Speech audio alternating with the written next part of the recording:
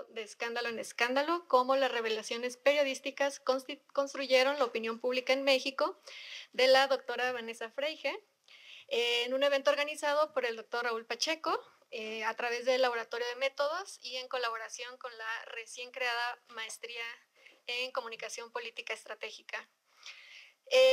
Bueno, mi nombre es Georgina Jiménez, soy estudiante de la Maestría en Gobierno y Asuntos Públicos, persona en situación de tesis, y estoy muy emocionada de poder moderar esta mesa de presentación del libro, que me parece que es una lectura indispensable para todas las personas que estudian o están interesadas en la historia política de México, en la historia del periodismo, en la historia de la transición democrática, de la opinión pública, y pues también quien esté interesado en el simple chismecito político también tiene mucho. Bueno, la dinámica de la presentación es la siguiente. Vamos a empezar con comentarios de la doctora Vanessa Freige, después va la doctora Floresivich y después el doctor Emilio del Carmen, para cerrar con una ronda de preguntas y respuestas. Se me pidió que yo también diera algunos comentarios, entonces yo los voy a ir como que intercalando entre cada una de sus participaciones para pues no robar foco a los que sí son expertos en esto. Bueno, el libro que nos convoca, como ya lo había mencionado, es una obra que nos invita a repasar y repensar la historia política de México del último tramo del siglo XX. A lo largo de alrededor de 370 páginas, la doctora Freige hace un recorrido aproximado como de 40 años. Inicia a principios de los años 60 y bueno, tiene ahí como un corolario hasta principios de los años 90, en donde nos va llevando, como dice el título, de escándalo en escándalo, ¿no? A través de esta historia política de México. Y a través de la disección de 7 casos escandalosos, la doctora Freige nos muestra cómo es que estos escándalos ayudaron a construir una esfera pública dinámica, muchas veces convulsa y a veces muy contradictoria.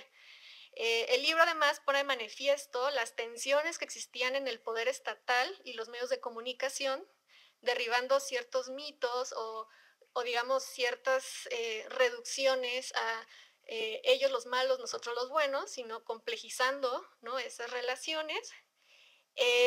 Las dinámicas sociales también alrededor de la información, es como los periodistas, los políticos, la ciudadanía hacía uso de esta información escandalosa, y también los juegos de las élites, ¿no?, que dieron muestras de ruptura en el régimen priista, que permitieron pues la transición, ¿no?, más adelante. Entonces vamos a iniciar con la doctora Vanessa Freige, a quien voy a presentar.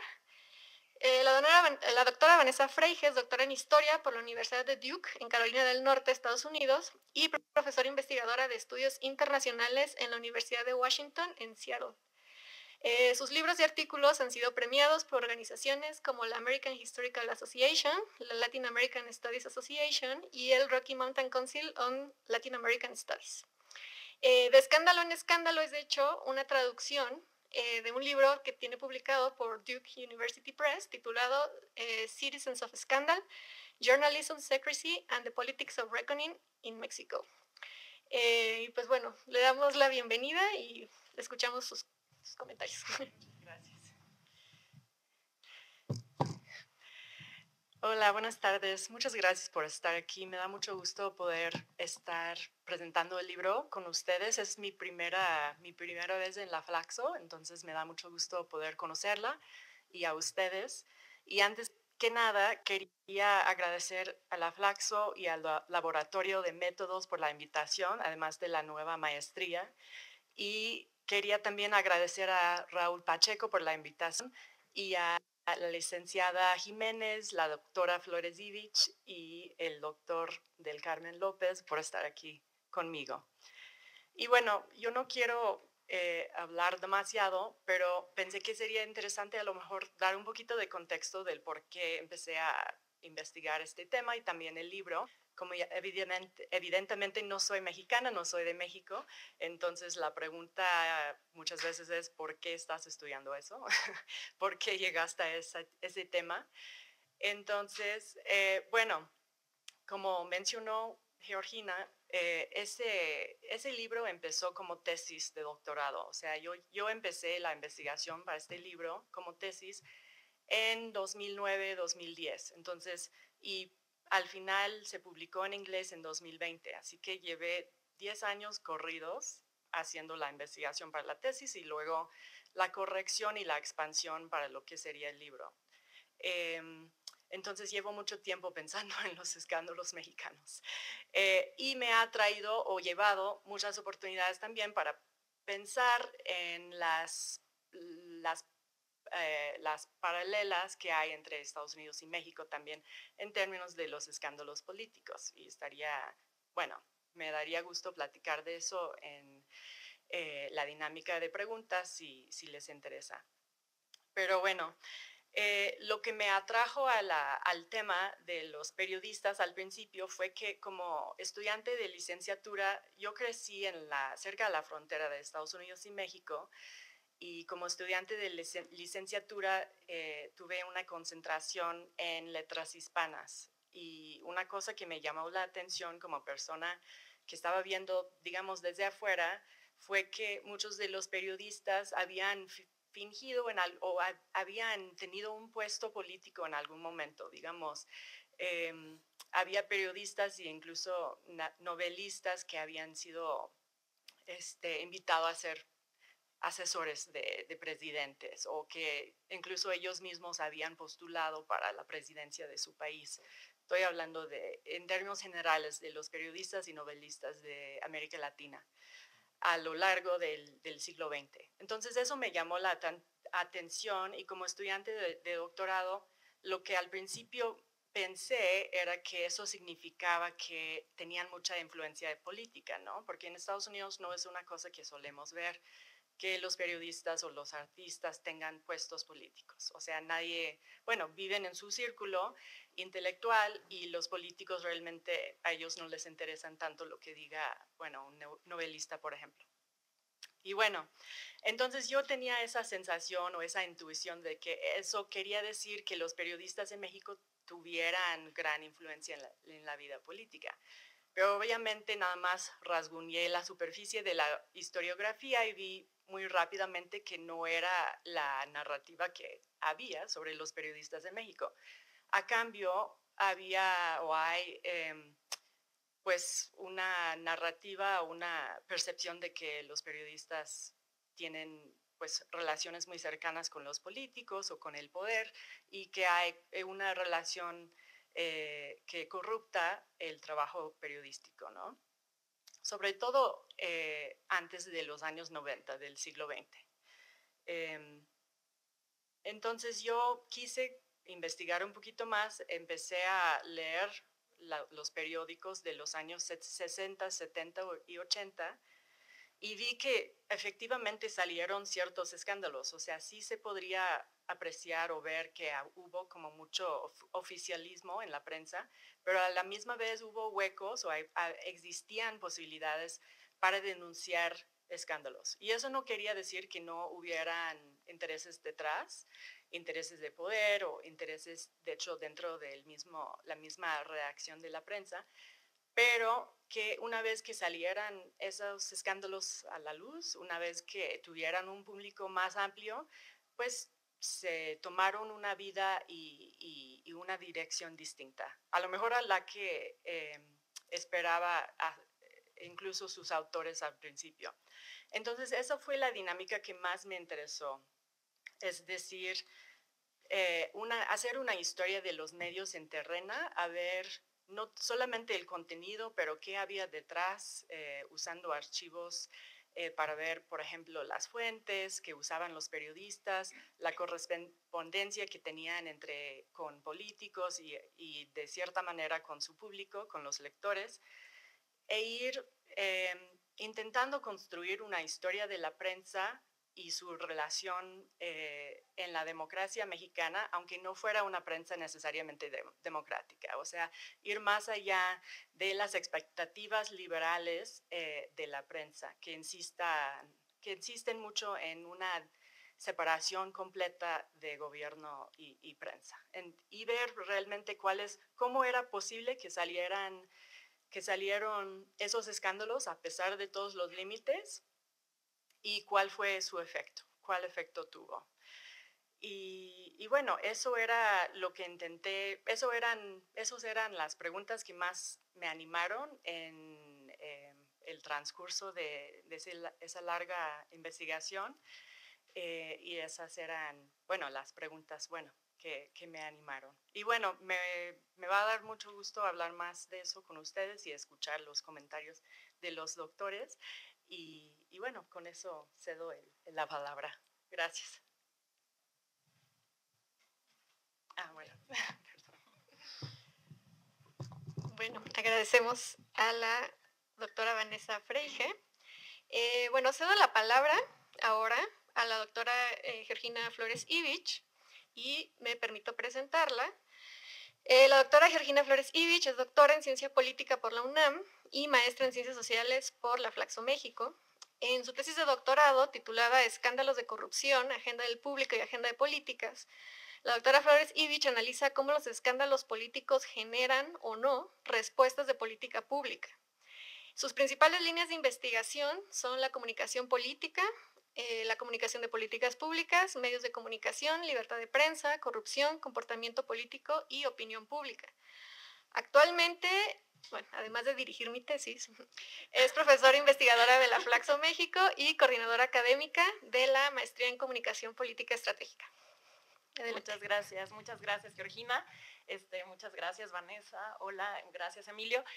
Bueno, yo estoy muy contenta de poder comentar sobre este libro de Vanessa Freige.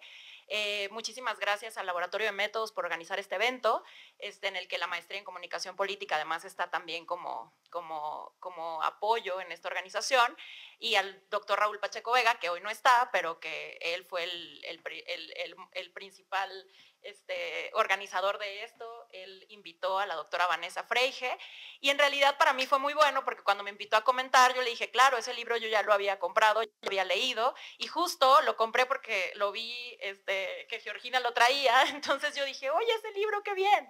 Entonces lo compré, lo leí, me encantó. Entonces la verdad es que estoy muy agradecida de poder estar aquí comentando tu libro, Vanessa.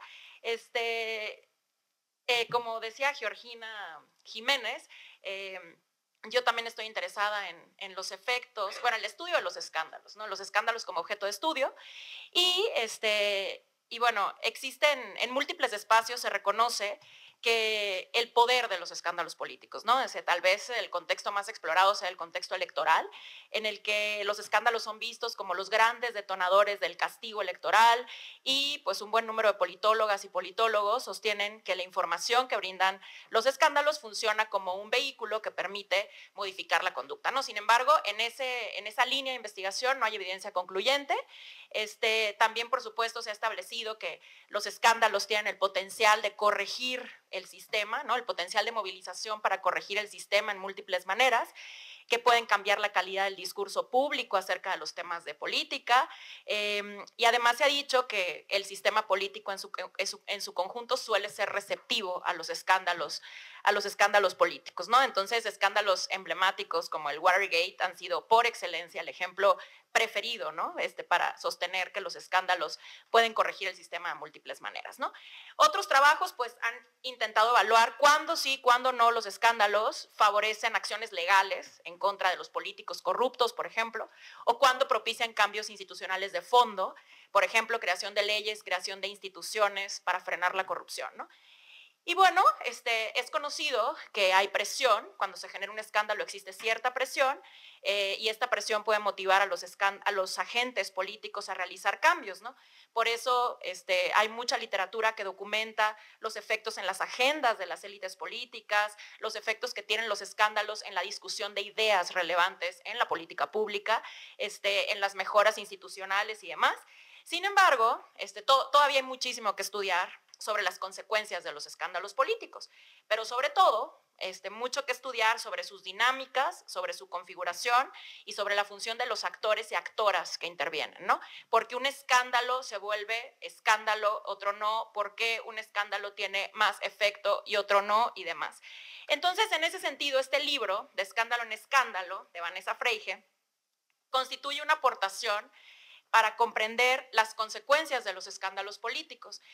A mí me parece que este libro, además de ser un libro que aborda de manera muy profunda estas dinámicas y configuración de los escándalos. Además es una lectura súper interesante y además es un libro muy disfrutable, pero también no por eso deja de ser muy riguroso, y me parece que tiene mucho que aportar tanto a los estudios que se hacen desde la ciencia política, desde la sociología, para comprender los efectos de los escándalos políticos. Es un libro, la doctora Vanessa Freige es historiadora, entonces es una perspectiva que hace muchísima falta en el estudio de los escándalos, ¿no? Y en términos generales, Vanessa Freige profundiza en las consecuencias de los escándalos políticos en México en un periodo clave que comprende desde 1960 hasta 1980, ¿no? Ese es como el core del libro y posteriormente, como decía Georgina Jiménez, en el epílogo hay, digamos, una narración sobre lo que vino después, aunque no es el centro. Le acabo de preguntar si tiene intención de publicar la segunda parte y bueno, ahorita ya nos contará, pero todo parece indicar que no, entonces nos perderemos de eso, ¿no? Bueno, en este periodo de 1960, entre 1960 y 1980, se observó un aumento en los escándalos y la autora afirma que consumir el escándalo político se volvió central en la vida pública en esa época, ¿no?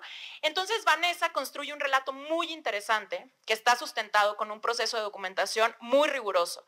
Analiza fuentes de la prensa escrita, o sea, publicidad, fotografías, cartas al director, cartones y demás, y además recopila evidencia de archivos de inteligencia y de archivos particulares que habían sido resguardados por funcionarios y también por periodistas. Entonces en el libro también narra todo este proceso de entrada a estos archivos, ¿no? Y demás, ¿no? Y muchos de esos materiales nunca se habían analizado, ¿no? No se habían analizado nunca antes, ¿no? Y además complementó con más de 20 entrevistas que no son, digamos, el insumo principal del libro, ya misma lo dice, pero que sin duda ayudan, digamos, a contextualizar todo este círculo que Vanessa cierra muy bien al analizar sus fuentes, ¿no? Entonces, Vanessa Freige documenta cómo en los años 60 algunos de los periodistas más influyentes de la Ciudad de México revelaron información de malversación de fondos, de tortura, de violencia policíaca, de fraude electoral y demás. Pero lo más importante es que este libro muestra que desde los años 60 la prensa mexicana empezó a revelar escándalos políticos al mismo tiempo que sostenía relaciones cercanas con el poder. Entonces, muestra que aún esos periodistas con enlaces al poder político supieron ampliar la esfera pública. Por eso, algo que me parece fundamental es que el libro demuestra que los reporteros, es textual, desde los años 60 los reporteros no tenían que ser totalmente independientes para lograr cambios sustanciales. Entonces, en el libro se argumenta que, y esto es una cosa muy interesante que me gustaría luego poder profundizar contigo, que en estos años, en los años 60, el escándalo se vuelve el vehículo inequitativo de la rendición de cuentas, ¿no? Y ella va documentando también más adelante cómo se construye este periodismo de denuncia que estaba perfectamente, digamos, ubicado en personas de cierta clase social, con ciertos ingresos que se podían dar el lujo de atacar, puesto que tenían garantizada, porque provenían de familias muy bien acomodadas y podían garantizar su supervivencia, se quedaban sin empleo y demás, ¿no? Pero además se argumenta que estos escándalos hicieron que los políticos de alguna u otra manera respondieran a la opinión pública y entonces los escándalos además dejaron expuestas las rupturas del PRI. Entonces cuestiona también esta idea del PRI todopoderoso de esa época, ¿no? Pero además ella argumenta que al analizar esos escándalos políticos se demuestra que los hitos que han sido vistos como, o ideas que han sido vistos como parteaguas en la vida democrática vinieron precisamente de la prensa. Entonces, pero que además que se crearon públicos nuevos en los cuales las personas agudizaron su disensión, pero además revisaron su manera de relacionarse con la política, y ahí es donde está esta parte de cómo las revelaciones periodistas construyeron la opinión pública en México, ¿no? O sea, crearon un ambiente propicio, digamos, también para el cambio democrático, por así decirlo, ¿no? Entonces, también la autora cuestiona la narrativa predominante que indicaba una cooptación de periodistas en ese periodo, ¿no? O bien, o sea, que eran un círculo muy pequeñito, quienes practicaban un periodismo independiente, que además eran hombres, alabados, vistos como héroes y demás. También está esa parte del cuestionamiento, que en realidad pues había más que eso, ¿no? Que ese círculo pequeño. Y entonces este estudio pues se distancia de manera importante de todo lo que se ha escrito sobre medios impresos en la Ciudad de México en particular. Se desmitifica la idea que la prensa estaba cooptada por el gobierno, que era cómplice del PRI. Además nos invita a pensar, o a repensar, esa idea que afirma que fue hasta la década de los 90 cuando diferentes factores como la liberalización económica, la transformación de la cultura en las salas de redacción, promovieron ese periodismo cívico, digamos, tan anhelado, ¿no? O sea, de alguna otra manera se deja ver que eso estaba desde mucho antes, ¿no? Entonces, muchos politólogos y politólogas afirman que fue a partir de la consolidación democrática cuando se renovó el ambiente de operación del sistema de medios, donde se renovó el ambiente del sistema de medios que ganaron más independencia y permitieron que el periodismo crítico se desarrollara. En ese sentido, muchos politólogos afirman que esta nueva forma de hacer periodismo, observada en este proceso de consolidación democrática, contribuyó significativamente al ejercicio de rendición de cuentas por parte de los aparatos gubernamentales. Sin embargo, pues es interesante analizar esto desde esa perspectiva histórica, leer este libro y ver cómo esa llamada prensa independiente de la Ciudad de México que surge en los años 60 realmente democratizó el debate público desde mucho antes y ampliaron el espectro de temas sobre los cuales había que discutir y diversificaron también las voces, ¿no? Pero además, o sea, mostraron las rupturas, las fracciones, las divisiones internas del PRI, ¿no? Entonces, de esa manera, esta apertura, dice la autora, podía descansar de manera simultánea al mismo tiempo que se veían procesos de negociación, de alianzas, también de ocultamiento, ¿no? Entonces, en palabras de la autora, este libro cuestiona los viejos supuestos respecto a que la prensa libre y la democracia se constituyen mutuamente. Y además, dice, alejarse de la dicotomía cooptación-independencia permite comprender mejor la manera en la que el periodismo dio forma a la cultura y a la participación política en México. Eso a mí me parece de las cosas más reveladoras de este libro, de las cosas más interesantes, y esto precisamente se observa en uno de los casos analizados ahorita. Son 7 escándalos analizados, muy bien contados, sumamente interesantes además, y esto se observa en el caso del Negro Durazo, que es uno de los casos justo analizados en este libro, y la autora lo expresa de manera muy clara. Cito, las tensiones en torno al caso Durazo subrayan ciertas debilidades de la idea de responsabilidad o libertad de prensa cuando solo se considera en términos de independencia del control gubernamental.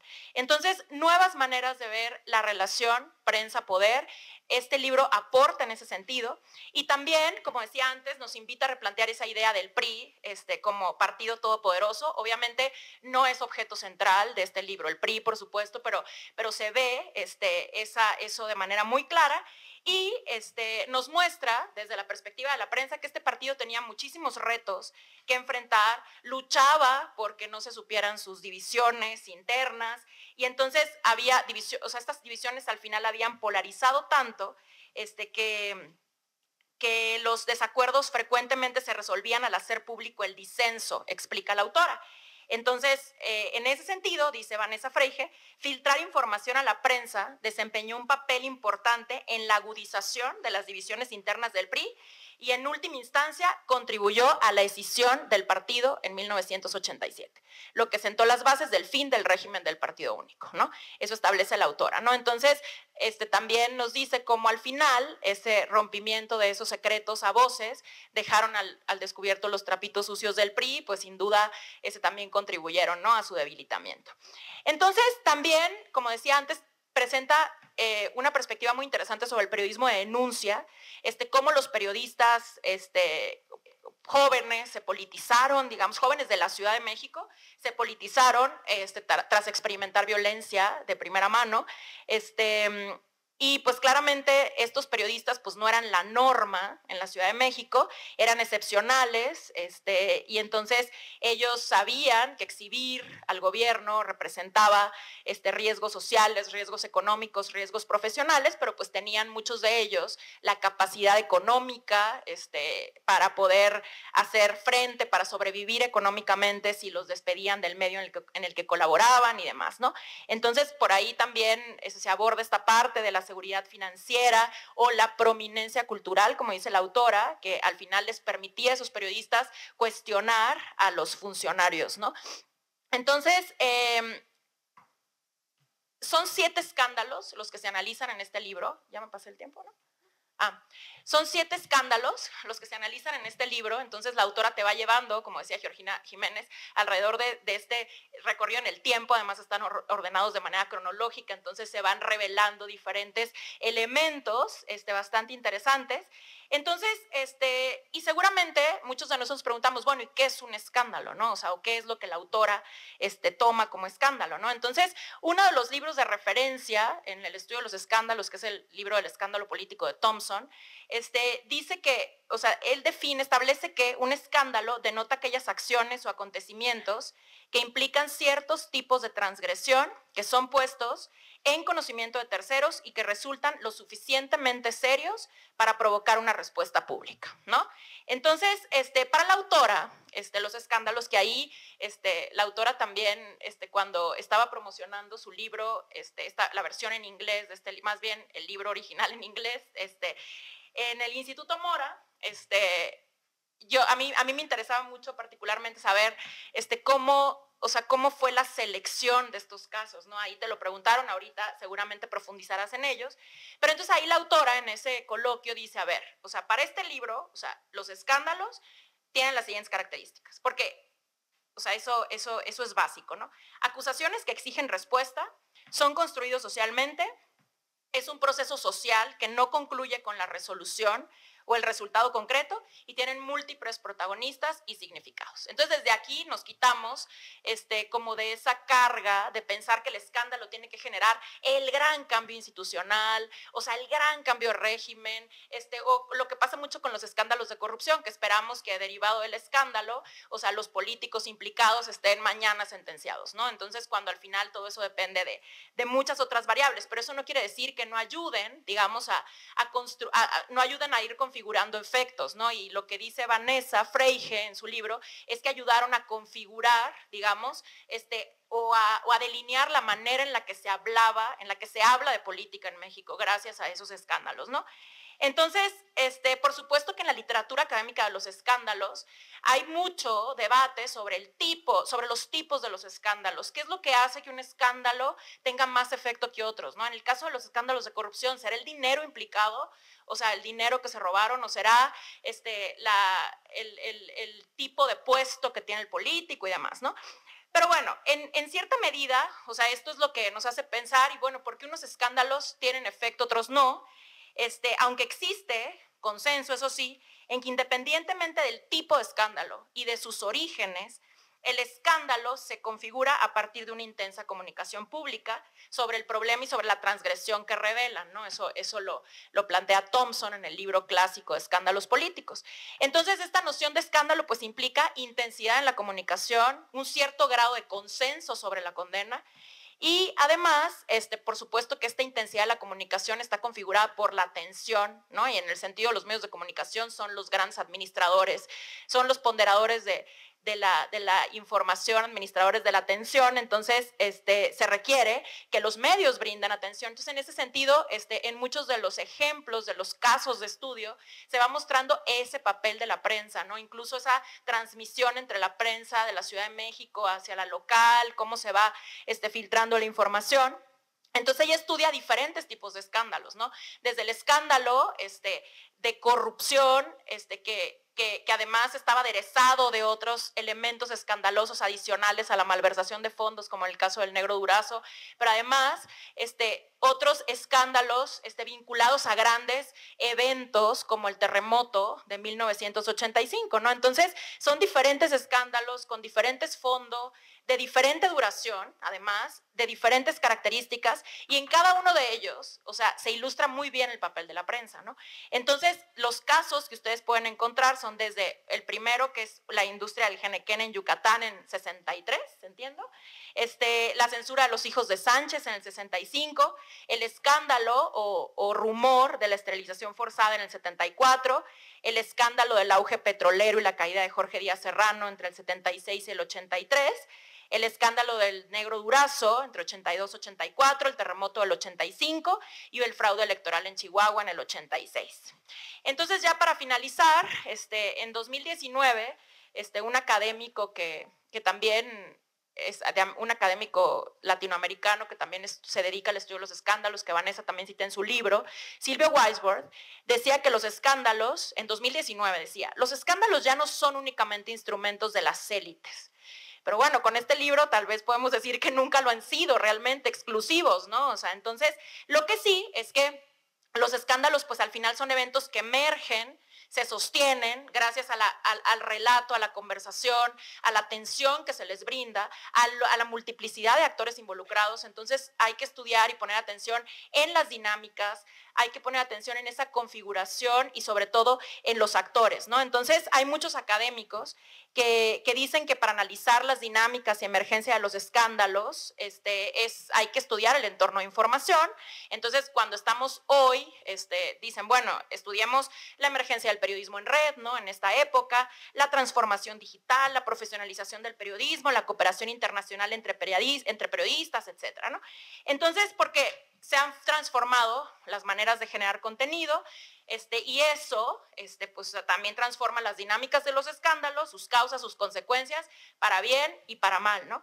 Y yo creo que sí, eso es cierto, o sea, por supuesto, pero también tenemos que traer la perspectiva histórica. Cuando yo leí este libro, o sea, a mí que me interesa el estudio, el estudio particular de los escándalos, cuando yo leí este libro dije, esto es sumamente necesario, o sea, eso es lo que, o sea, necesitamos traer esta perspectiva histórica para poder entender esa configuración y esas dinámicas de los escándalos de corrupción, y yo creo que en ese sentido, este libro, la verdad, aporta muchísimo, lo recomiendo ampliamente, lo pueden encontrar en Amazon, y pues nada, es un privilegio comentarlo, Vanessa, pues muchísimas gracias por su atención.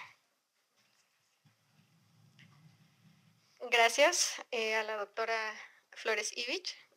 Me voy a permitir hacer aquí un primer comentario respecto a por qué creo que es importante estudiar los escándalos políticos, ¿no? Porque me parece que son fenómenos que nos brindan muchísima información, ¿no? O sea, estudiarlos como fenómenos nos da mucha información, en primer lugar, sobre qué es lo que escandaliza a una sociedad, ¿no? O sea, lo que puede haber escandalizado en los años 60 puede ya no escandalizar ahorita, o incluso lo que escandaliza a un grupo ahorita ya no escandaliza a otro grupo ahorita mismo, ¿no?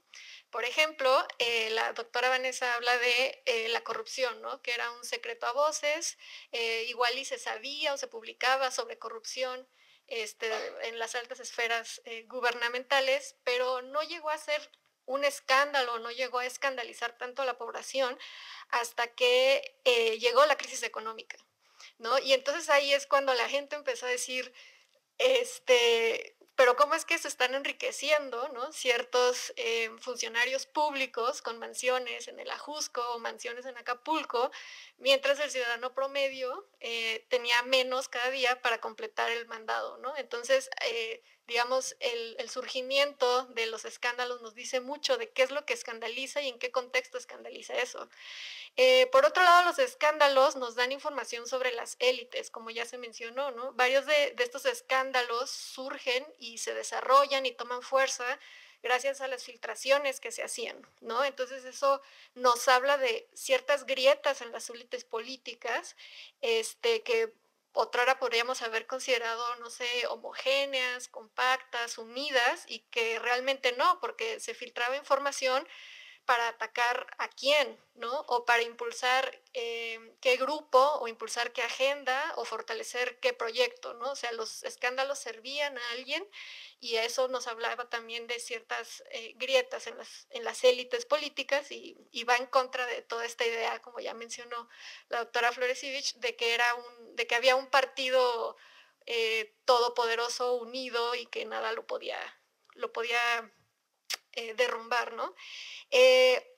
Los escándalos también nos ayudan a entender cómo se comporta la ciudadanía en tanto audiencia, ¿no? O sea, la manera en que los ciudadanos se apropian, se reapropian, reinterpretan los escándalos y hacen que pues se desborden también estos escándalos, ¿no? Y esta dinámica de opinión pública nos puede parecer muy conocida porque con las redes sociales generalmente hacemos eso, ¿no? O sea, no nos cuesta nada comentar una publicación, ¿no? Dar retweet, e interpretar el escándalo como nosotros pensamos que debe ser, y viralizarlo y demás, ¿no? Pero vaya, esta es una dinámica que no es nueva, y esto es algo que me gusta mucho del libro, porque nos sitúa y nos dice, ok, sí, probablemente ahorita son más virales, probablemente ahorita es más inmediata la información, ¿no? Pero estas dinámicas de que la gente haga eco de los escándalos no son propias de esta época digital, ¿no? O sea, vienen desde mucho tiempo atrás,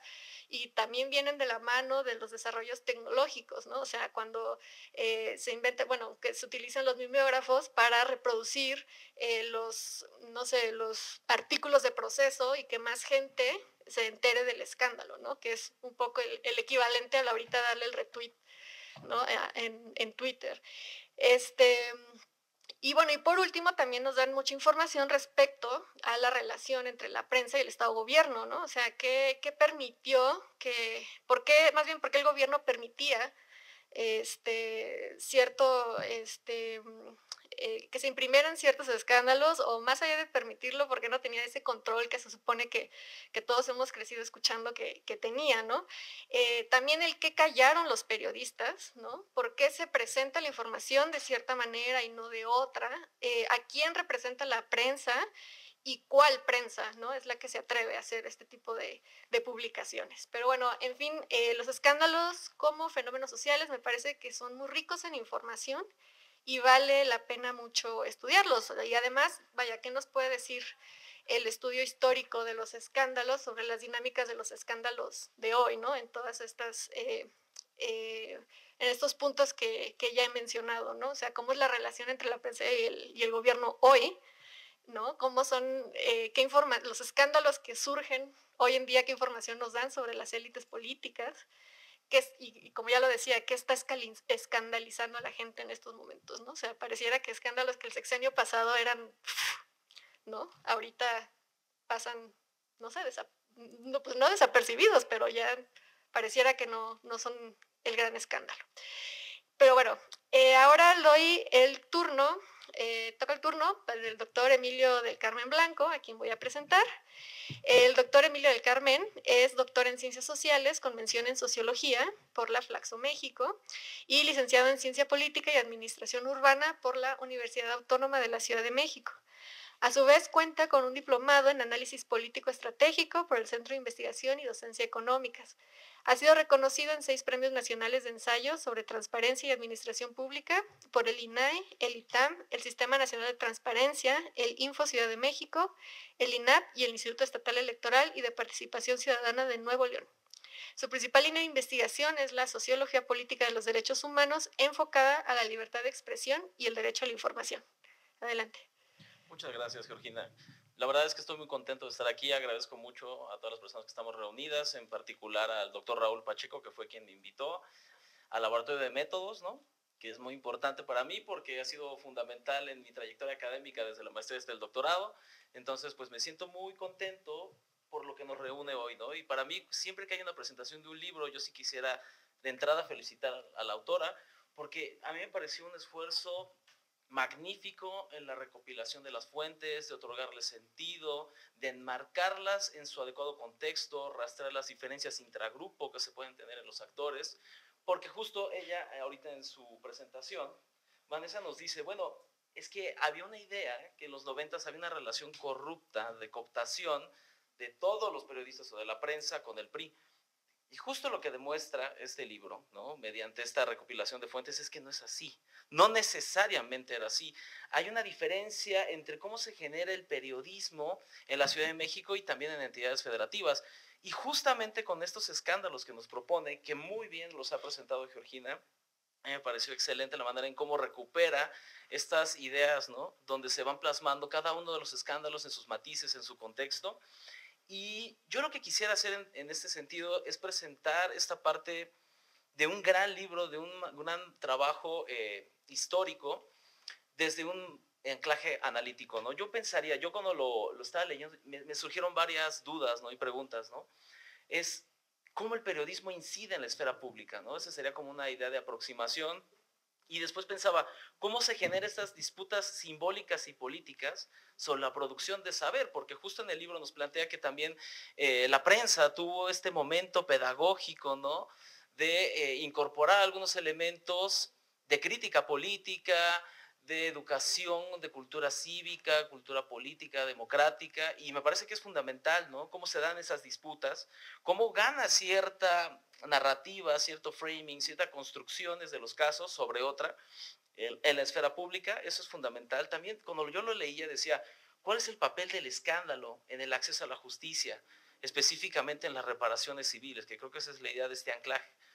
Entonces yo pensaba, ¿no?, desde un marco analítico a lo mejor distinto, es cómo la prensa puede generar oportunidades colectivas para evaluar y ponderar acciones públicas sobre las bases del orden social y su legitimidad. Pero también como las puede generar, también las puede clausurar. Y esa es la parte contrafáctica que justo genera el análisis de la prensa. Yo he considerado que en mi estudio con periodistas es de que la prensa en esencia es un grupo fragmentado, esencialmente. Incluso ellos en narrativas te lo ofrecen. Hay estratificaciones, hay grupos, hay sectores, hay líneas políticas, y no es un grupo que esencialmente tienda a la movilización. Es uno de los efectos, ¿no?, que se plantean mucho en violencia contra periodistas, se observa claramente, es si es tal periodista, yo no me salgo a decir públicamente que estoy a favor de que lo agredan porque es parte de un grupo político al cual yo no pertenezco o soy opositor. Entonces ahí hay una fragmentación que empezamos a ver, digo, actualmente, ¿no? Y entonces, ahorita Vanessa nos lanzaba esta provocación, ¿no?, que me parece muy interesante, que a veces la prensa en la expectativa, ¿no?, liberal, tiene esta idea del enclave democrático, ¿no?, que favorece a la ciudadanía. Hay una ciudadanía mediada que forma redes a través del periodismo, que son las denuncias, son esos escándalos que yo los considero como espacios y mensajes de resonancia. Y digo, esta idea de que la prensa también amplifica esta reflexividad sobre su entorno, construye identidades, tiene un impacto en la alfabetización y el interés por la lectura. Y fundamentalmente algo que sí se observa a través del libro es que la prensa tiene un elemento coadyuvante en el acceso a la justicia, ¿no? Y aquí hay una hipótesis que plantea claramente el enclave liberal democrático, ¿no?, que más prensa constituye más estándares de calidad democrática, pero justo lo que plantea el libro es decir, vamos a debatir un poco sobre esta hipótesis, ¿no? O sea, en México, particularmente en el caso de México, más democracia ha generado más violencia abierta contra periodistas. Menos democracia generó mayor autocensura. Entonces, no es decir que no existiera violencia, pero la estilización de la violencia era distinta, se materializaba mediante otros enclaves. En ese sentido, la prensa sí no hay duda que construye públicos expectantes, y esa es la parte fundamental y el núcleo, y por eso se dice de escándalo en escándalo, ¿no? Yo leía el libro y yo lo pensaba mucho desde cómo lo plantea el escándalo Jeffrey Alexander, ¿no?, que dice, los escándalos son mensajes de resonancia, ¿no?, que la sociedad, ya viene la parte complicada, ¿no?, un poco lo comentaba también Georgina, ¿por qué actualmente vemos escándalos actualmente en la estafa maestra, casos burdos, ¿no?, como Segalmex, que realmente no tienen mayor eco en la sociedad, ¿no? Y aquí viene un problema, ¿no?, que el escándalo se ofrece a la sociedad, se visibiliza, pero la sociedad puede codificarlo como tal. Cuando ellos consideran que existe una afectación a la solidaridad de la comunidad política, y puede constituir una afectación al pacto social, pero también la sociedad puede no darle ese grado de legitimidad. Y puede ser que un caso tenga gran visibilidad, pero no tenga esa caja de resonancia, de receptividad ante la sociedad, ¿no? Entonces yo sí creo, ¿no?, considero que Vanessa nos propone esta idea de pensar el escándalo como el reconocimiento de acciones anticiviles, ¿no? Estos acontecimientos que ponen en peligro la sacralidad del pacto social, ¿no? Este orden democrático que hemos considerado que es sagrado.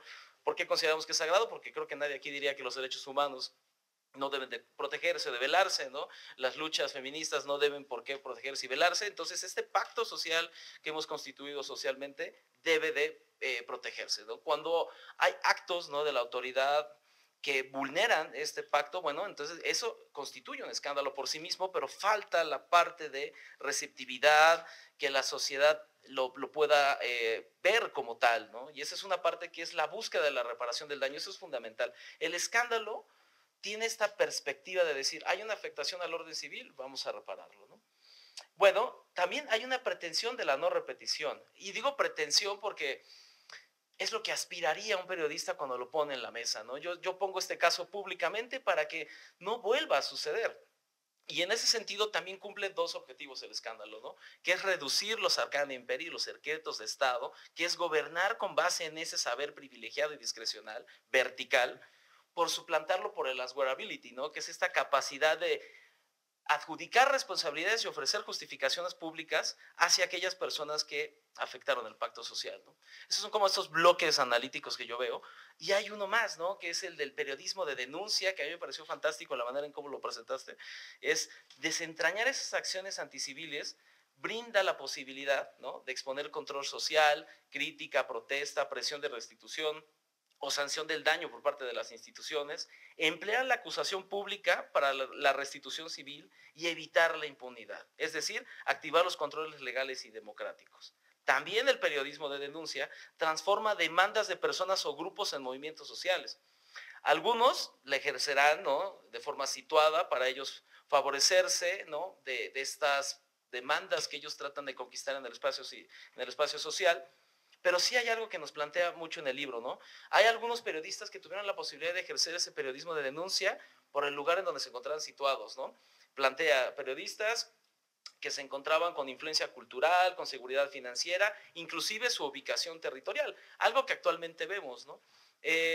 Por ejemplo, ¿no?, y doy un dato, actualmente la Ciudad de México es la entidad federativa que más tiene agresiones contra periodistas, pero no es la entidad federativa que tiene más asesinatos contra periodistas. Entonces, hay elementos para discernir que los entornos sociales por los cuales se desegrega la violencia contra periodistas es diferente de acuerdo a una variable importante, que es el territorio, ¿no?, donde nos encontramos situados. Y entonces yo lo que diría, ¿no?, yo sí quisiera recuperar de los capítulos que se han presentado, dos particularmente, uno que se llama Lidiar con la Revolución, que a mí me encantó, y más en un contexto como estamos en Flaxo, ¿no?, que el papel del periodismo es difundir, en este caso así se llama el capítulo, difundir las promesas incumplidas de la revolución. Es decir, que en México había prevalencia de pobreza, falta de acceso a la tierra y corrupción sindical. ¿Por qué me parece interesante? Porque actualmente vivimos en México la construcción de una nueva narrativa romántica de lo que aparentemente ser la nueva consagración del pacto social, ¿no?, que hoy le llaman cuarta transformación. Entonces, la Ciudad de México, ¿no?, en este capítulo se decía, tiene una alta observancia pública. Entonces, había incluso la idea de la propaganda. Por eso incluso organizaciones como Artículo 19 actualmente han planteado que la manera en cómo el Estado adjudica presupuesto tiene que ser pública y de cara a la sociedad. Se tienen que ofrecer factores e indicadores donde la sociedad puede decir, yo voy a asignar este presupuesto a tal periódico, pero no porque quiero que favorezca mi línea política, como actualmente es favorecida la jornada, sino otros espacios, ¿no?, en los cuales se pueda dar un enclave democrático y justo, pues, para asignar estos recursos. Pero en este tiempo, cuando se plantea lidiar con la revolución, era que en ese momento la prensa vivía de eso, vivía del dinero que le daban el Estado a través de estos pagos, ¿no? Entonces eso generaba ciertas lealtades. Pero lo interesante es que plantea que si bien en la Ciudad de México tenía una alta observancia gubernamental, el periodismo de denuncia realmente inicia fuera de la capital, porque tenía menos propaganda oficial y había menos vigilancia. Y aquí me parece fundamental, ¿no?, el periodista Mario Renato Menéndez Rodríguez, que fue director del Diario de Yucatán, hace una denuncia sobre que la reforma agraria de la revolución no mejoró las condiciones del campesinado y enriqueció a los funcionarios. Entonces, este periodismo de denuncia exigía castigar a las autoridades por vulnerar esta imagen idílica de la revolución. Bueno, entonces lo que genera este periodista, ¿no? Menéndez, es de que se amplificó su público, no solamente pensaba en los funcionarios y exigir responsabilidades, sino también se dirigía a los movimientos sociales, ¿no? Es decir, yo estoy dando herramientas, estoy dando voz a algo que ustedes están padeciendo, ¿no? Entonces se fortalecían. Poco a poco esto fue creciendo a tal grado que medios como en Excelsior, ¿no? Se empezaron a interesar sobre ese caso. Incluso en Estados Unidos lo veían con preocupación, es una cita que ella tiene, ¿no? Incluso en Estados Unidos veían con preocupación el crecimiento de la demanda campesina y mediática. Entonces, los ataques contra Menéndez por el ejercicio de su profesión ejemplifica la violencia contra periodistas que se daba desde ese entonces. A mí me parece que esto es muy importante porque incluso en la introducción ella dice, empezamos con Fox con un futuro promisorio, ¿no? Se decía que Fox al desclasificar esos archivos lo que iba a decir es iba a evitar estos arcandi imperis, evitar los secretos de Estado, abrirlo a las justificaciones públicas y que el ojo democrático estuviera puesto, ¿no? Sobre los grandes hechos de violencia, de agresiones contra personas defensoras de derechos humanos, que estuviera puesto en la palestra pública. Desafortunadamente hoy vemos objetos de simulación. Digo, el actual presidente dice voy a desclasificar una serie de documentos, ¿no? Andrés Manuel, y en la realidad vemos que no desclasificó nada, ¿no? Es algo que han documentado organizaciones como el Centro Pro y Tlachinola, donde es absoluta simulación de esos documentos que se desclasifican, ¿no? Pero bueno, también hay otro capítulo que a mí me llama mucho la atención, que es el de Berto Castillo, cuando hace denuncias de corrupción. Ese me parece fundamental porque es algo que a mí me permeó mucho por lo que veo hoy en día actualmente en mi país, ¿no? Entonces, aquí se plantea cómo Berto Castillo empezó a crear un proceso para ampliar unos espacios de crítica, ¿no? Es decir, hay una disputa por la esfera pública, hay que conquistar la esfera pública, no es algo que esté dado, para activar esos controles de rendición de cuentas. Es una rendición de cuentas vertical, ¿no? Y es muy interesante cómo Berto Castillo inicia, lo plantea Vanessa, una nueva escuela del periodismo en el país, porque incorpora el papel social de la prensa. Y aquí yo veo un nexo fundamental, un nexo entre activismo y periodismo. Y eso se ejemplifica mucho con las filtraciones periodísticas, ¿no? Incluso estos escándalos que se han generado a través de Guacamaya, de Panama Papers, eso se ve hoy en día, pero desde ahí esas filtraciones, ¿no? Aquellos funcionarios que se acercaban con Eberto Castillo y le daban información privilegiada, y eso me recuerda mucho a lo que estamos viendo hoy, quieren desaparecer el INAI por esto. O sea, esa es la razón fundamental.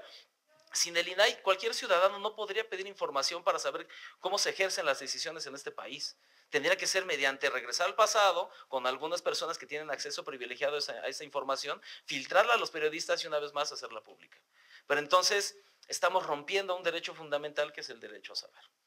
Bueno, este capítulo a mí me parece fundamental porque hoy yo veía, ¿no? Vemos un país ampliamente con escándalos de corrupción, una red, ¿no? Que existe con los hijos del presidente, pero parece que no permea. Y ahí es creo que el clic que deberíamos todavía, nos falta pensar qué tenemos que hacer para que estos escándalos tengan mayor resonancia pública, ¿no? Que estas cajas sean aún más grandes para activar esos controles democráticos que en apariencia todavía están inactivos, ¿no? Vemos algunos periodistas que lo intentan, pero justo quien lo intenta pierde la vida, porque este es uno de los países más peligrosos para ejercer el periodismo.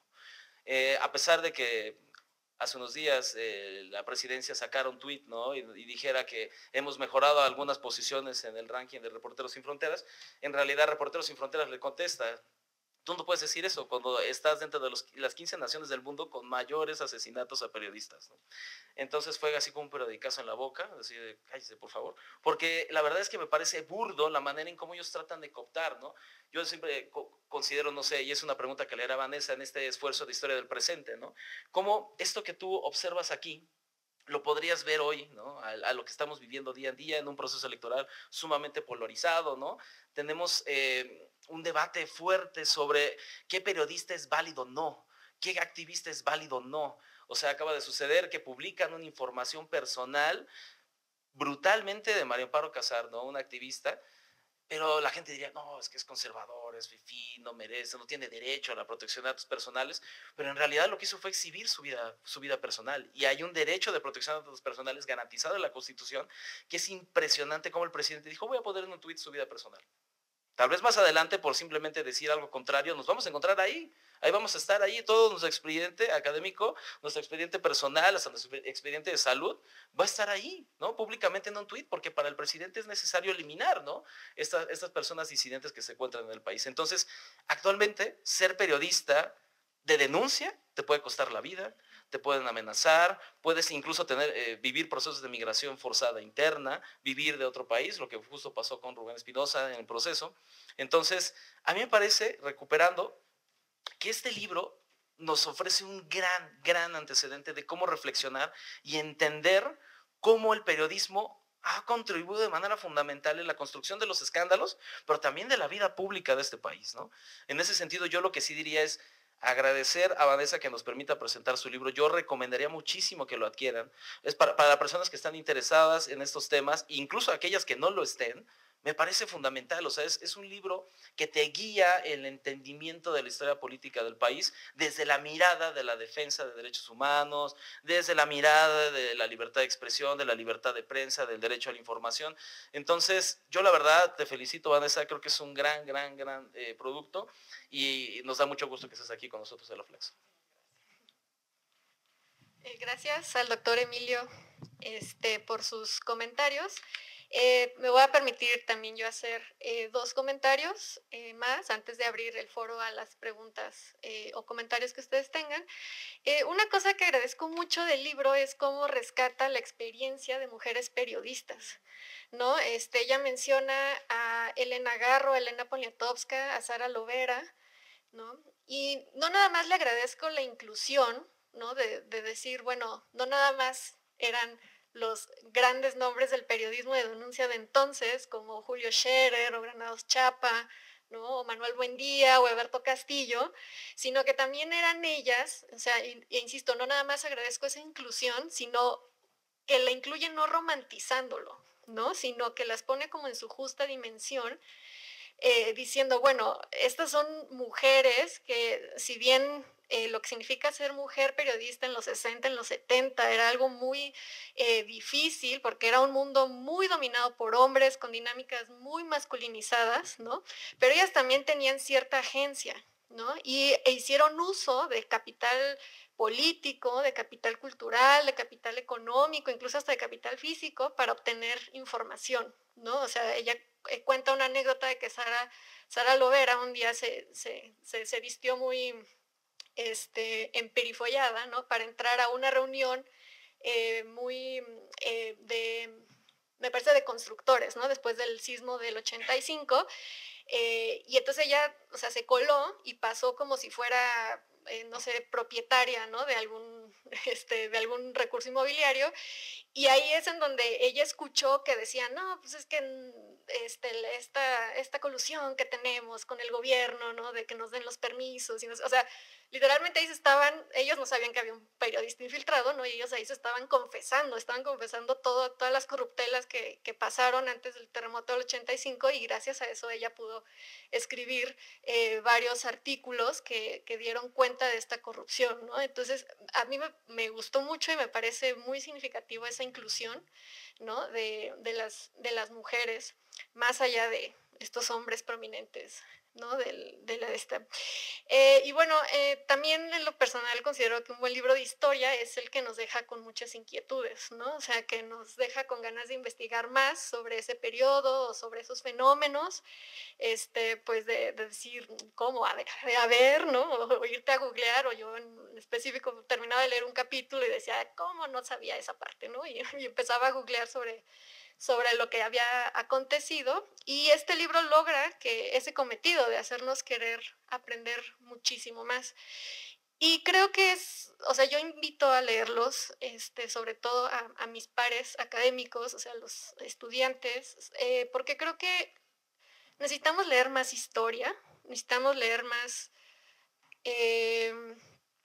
más contexto, necesitamos meterle más contexto a nuestras investigaciones, ¿no? Saber que no son,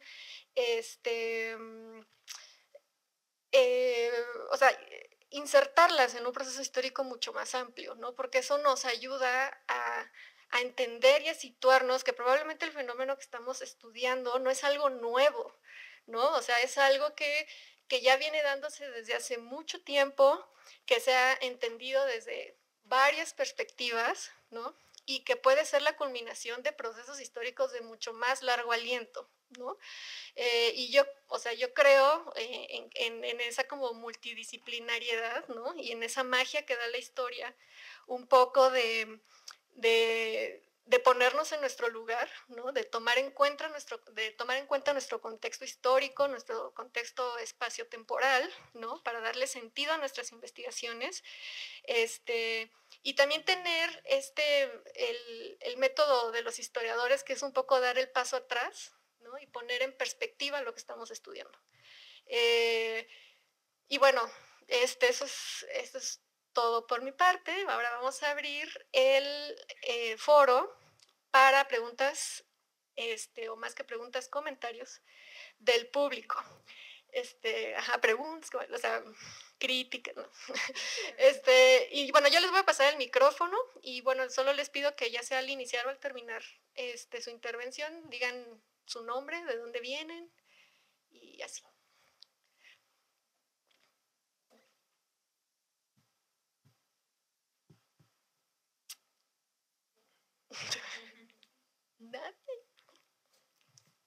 Sí. Soy Osvaldo de la maestría en Ciencias Sociales y yo quisiera pues preguntar que justamente estamos en un contexto en el que la sociedad mexicana ya está insensibilizada, ¿no? Hemos perdido, no sé si poco a poco o a grandes pasos, la capacidad de asombro. Entonces, ¿cómo se recupera esta confianza en el periodismo como institución que pues, finalmente dirige la opinión pública? Si en alguna parte del libro se anuncian algunas ideas en torno a esto, o qué podemos aprender de las experiencias del pasado.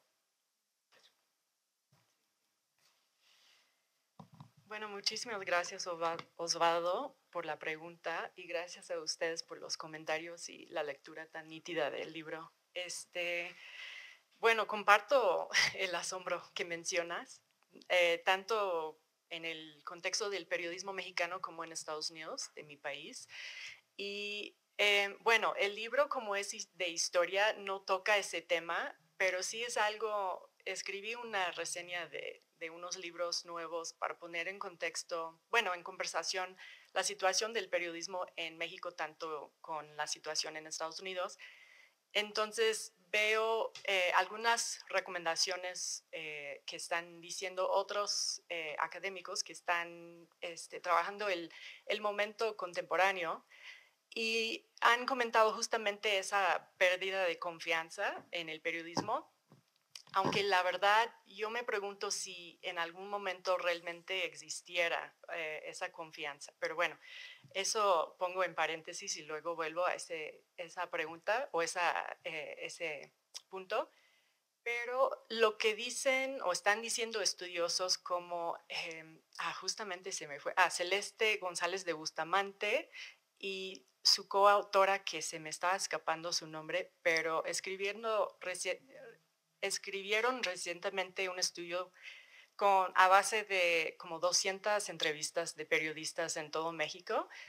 Y un punto que han hecho o han subrayado es que para ganar la confianza de la gente hay que tener como un acercamiento que vaya más allá de las plataformas digitales. O sea, que realmente el periodismo local es importantísimo para que la gente tenga pues la confianza en la prensa. Y va como en contra de lo que estamos viendo y lo que estamos viviendo en la vida del periodismo, ¿no? Que vaya más allá, que cada vez más hay menos fondos para invertir en el periodismo local, en el periodismo en papel, todo está en medios digitales, que ha tenido como a la misma vez una función democrática, ¿no? De que permite que entre más gente en el mundo del periodismo, baja como las necesidades de la infraestructura de cierta manera,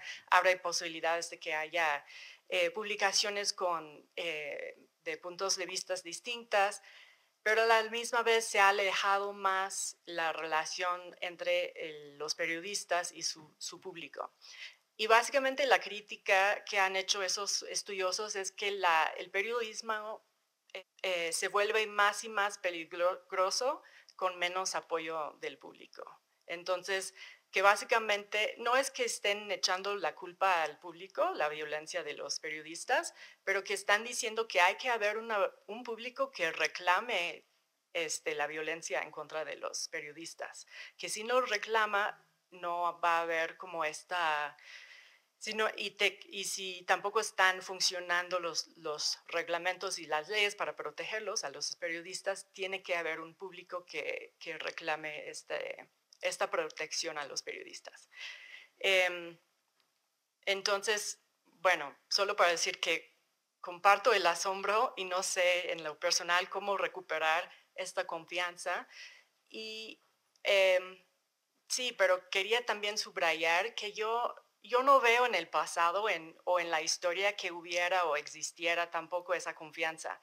Existía, de hecho, lo que comenta Emilio, de que, bueno, esa obsesión de ver de dónde viene esa persona, quién está detrás, cuáles son los intereses que están motivando a esta publicación o a esta denuncia, y la sensación o la exigencia de ver como quién está detrás de esta denuncia, ¿no?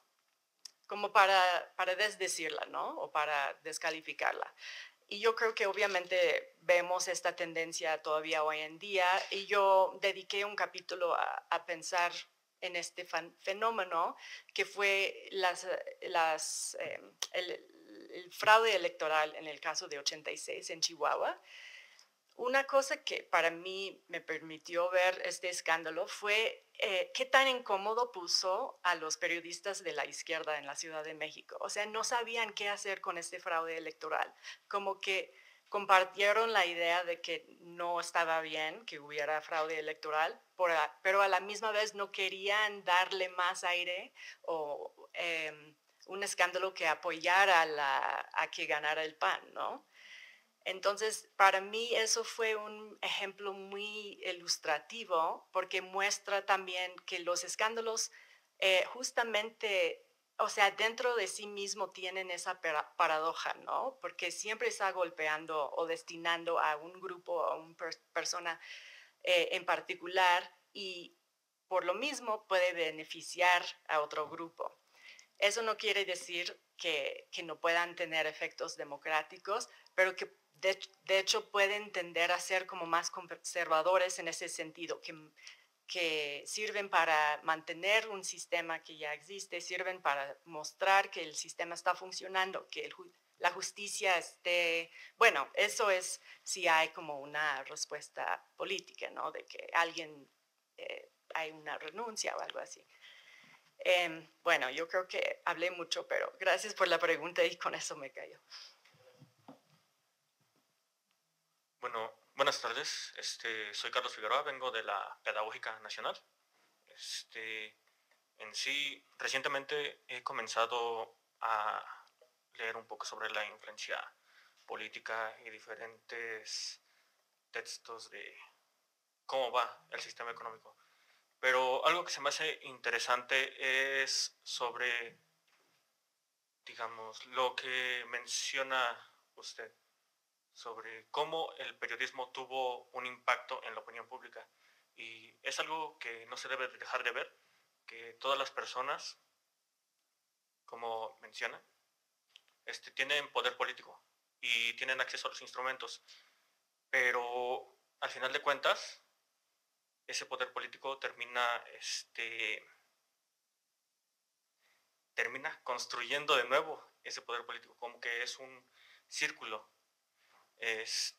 y como tiene múltiples entradas que influyen. Y algo que me interesaría como investigar más después, o una pregunta que me surgió, es cómo se podría manejar estas múltiples entradas y la masificación del acceso a la información y la masificación de las interpretaciones debido a ese acceso. Sería importante analizar cada vertiente que surge, cada vertiente interpretativa, o centrarnos nuevamente, como digamos, en las iniciales, porque siento que la diversidad a veces resulta abrumadora, más en los tiempos de ahora, pues. Gracias, Carlos, ¿no? Muchas gracias por la pregunta. Por lo que entendí es una pregunta metodológica, o sea, cómo nos acercamos al momento actual. Bueno, eso es una de las razones que dije a Georgina que no quise seguir o tener un tomo 2 de este libro que trate más del momento actual. No, no es cierto, pero sí es abrumador y también yo creo que es muy difícil. A la misma vez creo que nos aporta, o sea, los medios digitales nos aportan fuentes nuevas que no teníamos antes, que son como los comentarios, ¿no? Las secciones de comentarios, que también por sí son abrumadoras por su cantidad, como bien dices. Pero bueno, yo creo que por un lado, algo que veo en el libro y que creo que sigue siendo hoy en día, no sé si Georgina me puede confirmar o no en el momento actual, pero lo que yo veo en los escándalos es que su tendencia es consolidar las conversaciones en un sentido. Porque como dices, hay mucho ruido y hay muchas conversaciones simultáneas, ¿no? Pero lo que hacen los escándalos justamente es que hagan que las miradas se giren hacia un lado o hacia un tema. Entonces yo creo que eso es una cosa que de hecho nos facilitan los escándalos en términos de la metodología. Y también por eso también son muy ilustrativos en términos de lo que nos dice sobre la opinión pública, ¿no? Porque bien, como lo dices, como que esos escándalos también tienden a reconstruir también la vida política de cierta manera, como que dan la oportunidad para repensarla y también luego volver a construirla. La otra cosa que creo que sigue siendo un hecho hoy en día es que los escándalos también, aunque hayan muchas opiniones y muchos comentarios, también como que se tienden a hacer narrativas. Una forma en que identifico o defino los escándalos es por tener una estructura narrativa, en el sentido de que normalmente tienen como el malo o lo malo, que normalmente se concentra en una persona, porque es más fácil castigar a una persona que a todo un sistema. También se facilita mucho a narrativas más divertidas en términos de lo que podemos leer, ¿no? Podemos leer sobre todo lo malo que ha hecho esa persona o todo lo poderoso, etcétera. Y también a veces tienden a incluir como una solución que sea su renuncia o su castigo de cierta manera. El moralejo, exacto. Entonces yo creo que esas narrativas también nos ayudan a concentrar la investigación, ¿no? Lo que veo, por ejemplo, en el libro es que cada escándalo casi se prestaba a un lema. Por ejemplo, en el caso de las costureras en 85, hubo mucha cobertura de las costureras que venía o surgía de muchas publicaciones, sean tanto oficiales como de la derecha o de la izquierda, etc. Pero todos empezaron en algún punto a ver que hubo mucha reacción y mucho enojo en el sentido de que los dueños de las fábricas habían sacado primero a sus equipos, a sus máquinas, antes de a las trabajadoras. Entonces ese lema de que es que los dueños sacaron primero a sus máquinas, se volvió el lema de ese escándalo. Y eso mismo traía o llevaba cierta crítica, ¿no? Que eran los dueños que eran los malos, la industria privada más que el gobierno, por ejemplo. En fin, yo siento que aunque haya más diversidad hoy, también si vemos de esa forma los escándalos, también encontramos como narrativas también o ciertas frases que se diseminan a través de la discusión pública.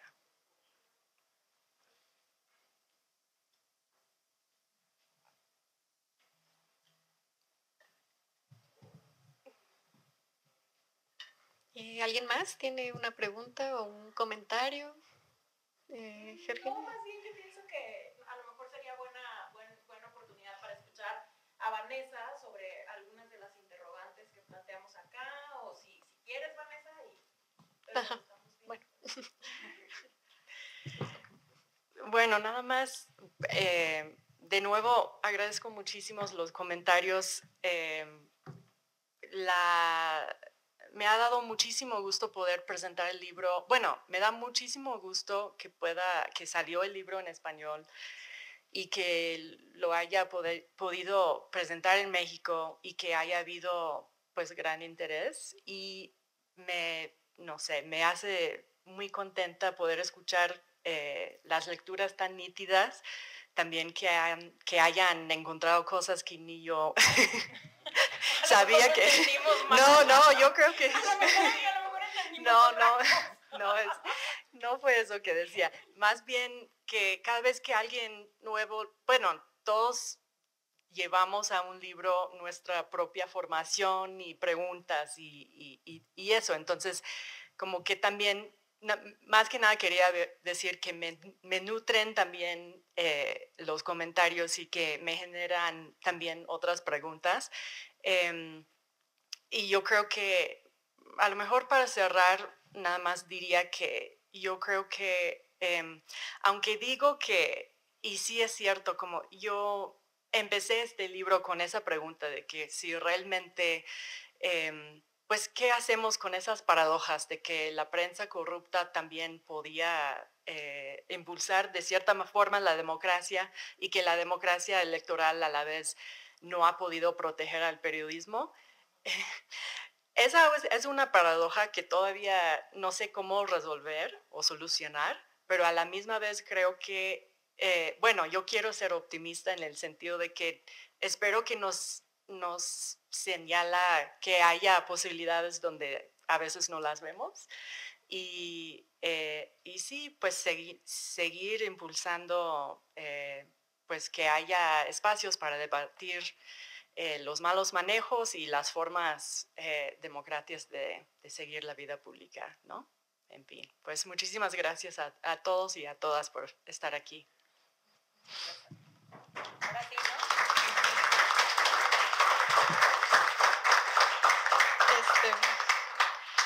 Bueno, pues sí, no queda más que agradecer a la doctora Vanessa Freige, a la doctora Georgina Flores Idic y al doctor Emilio del Carmen López por sus comentarios.